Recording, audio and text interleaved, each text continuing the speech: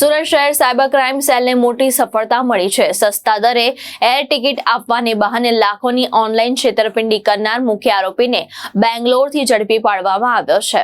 Surat cyber crime cell દ્વારા online છેતરપિંડીના મોટા કેસનો પર્દાફાશ કરવામાં આવ્યો છે।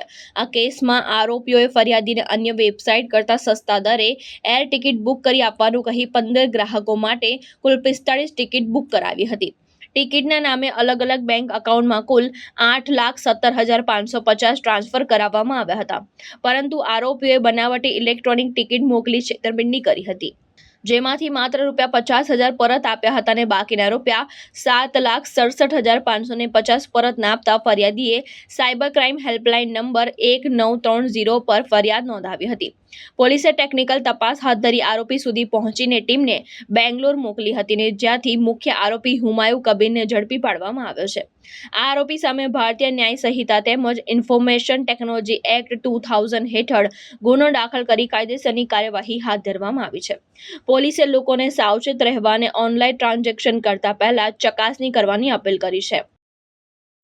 ફરિયાદીને એમ કહીને જણાવવામાં આવ્યું કે તમારું એર ટિકિટ સસ્તામાં થઈ જશે, તમે અગર અમારી સાથે બુક કરાવો તો એમ કહીને ફરિયાદી પાસેથી લગભગ 7.5 લાખ રૂપિયા લઈ લેવામાં આવ્યું અને જે ટિકિટ બનાવી એ ખરેખર ખોટી ટિકિટ, બનાવટી ટિકિટ એમને વોટ્સએપ ઉપર મોકલી એમની સાથે છેતરપિંડી કરવામાં આવી હતી અને જે એજન્સી છે એમની સાથે કોન્ટેક્ટ જે ફરિયાદી છે એમનું એક લિંક મારફતે થયું હતું અને વોટ્સએપ ઉપર આખી વાતચીત થઈ હતી અને એવી રીતે એમની સાથે છેતરપિંડી કરવામાં આવ્યું હતું।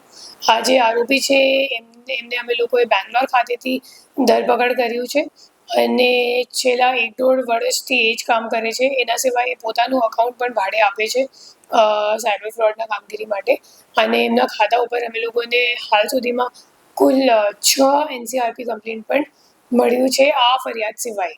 તો એમ ખોટી એજન્ટ તરીકે પણ કામ કરે છે અને સાથે સાથ પોતાનું અકાઉન્ટ સાયબર ફ્રોડ માટે પણ આપે છે। ભાવેશ ઉપાધ્યાય, દ્રષ્ટિકોણ ન્યૂઝ, સુરત।